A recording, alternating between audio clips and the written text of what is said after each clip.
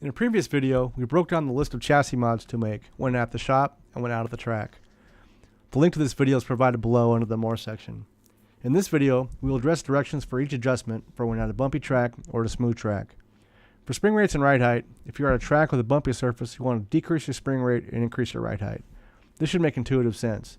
You want to go with a less firm spring to absorb the bumps and an increase in your ride height to allow the suspension room to travel.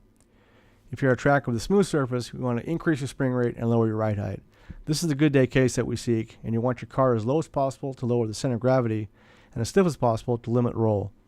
Pay attention to your grip levels, however, under lateral loads on how stiff to run. If you lose grip immediately on turn-in or throttle application, go a little softer. If the car takes a set, then you lose grip, try a little stiffer.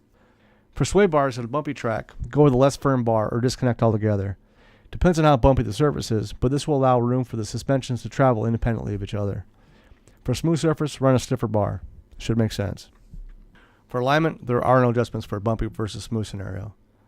For shocks, if you are fortunate enough to have double adjustable shocks, that is rebound and compression adjustable, on a bumpy surface, run a less firm high-speed compression. Again, this should make sense.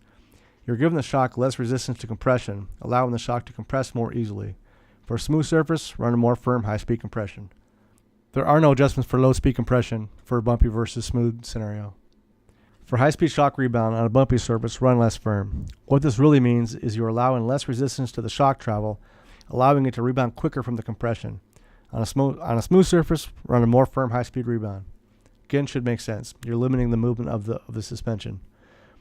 For low-speed rebound, again, there are no adjustments for on a bumpy versus smooth scenario. For tire pressures, run a little higher pressure on a bumpy surface. This provides the tire some rigidity for the rough surface.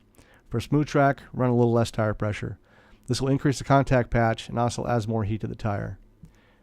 There are no adjustments for brake bias for the bumpy versus smooth scenario. We'd love to hear from you. If you liked or got something from this video that you can use right now at the track, click subscribe to our YouTube channel and leave a comment. CallToGrid.com is about you. If there are any issues you have been struggling with regards to your car's performance, chassis setup, or performance driving, post those in the comments as well, and we may address those in a future presentation. Like our Facebook page, which has content from across the world of road racing. We promise no politics or pictures of kids and graduations. Check out our Instagram feed where you can see what it's like to be CallToGrid. We're also on Twitter. To see more content like this, visit CallToGrid.com. There you can get everything you need to be successful on the track. Helmets, racing suits, balaclavas, Nomex socks, chassis setup equipment, and what you need for the shop and paddock from Bell, Simpson, OMP, Alpine Stars, Longacre, and other leaders in the industry. We are an exclusive dealer for AST suspension. We have you covered with apparel for the driver's meeting, racing-inspired art for the home, and other gear and merch to show your love for road racing. As always, peace out, be safe, have fun, and go fast.